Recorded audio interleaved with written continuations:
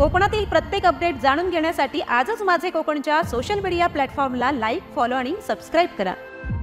खेड तालुक्यातील बांद्री पट्ट्यात गेल्या अनेक दिवसांपासून वाळू माफियांनी अक्षरशः धुमाकूळ घातला होता। महसूल विभागाच्या डोळ्यात धूळ फेकत लाखो रुपयांच्या महसुलाची वाळू माफिया अक्षरशः चोरी करत होते। प्रशासनाने खेड तालुक्यातील सर्व अवैध वाळू व्यवसाय बंद केले असताना बांद्री पट्ट्यातील ऐनवली तसेच कुडोशी या भागात काही वाळू माफिया रात्रीच्या सुमारास छुप्या पद्धतीने शेकडो ब्रास वाळूचा उपसा करत होते।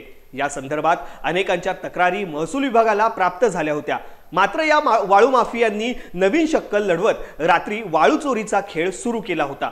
या संदर्भात खेडचे तहसीलदार सुधीर सोनावणे यांना मिळालेल्या तक्रारीच्या अनुसरून मंडळ अधिकारी तसेच महसूल कर्मचाऱ्यांना घेऊन छुप्या वाळूची वाहतूक अवैधरित्या ज्या रस्त्यावरून होते त्या ठिकाणी जेसीबी मशीनद्वारे मोठमोठे खड्डे मारून कारवाई करण्यात आली।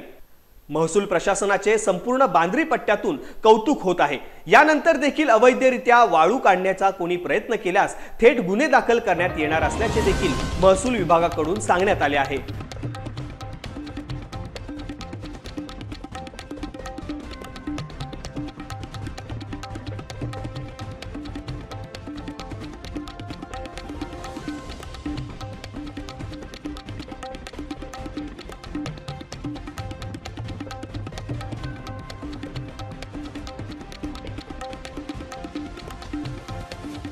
you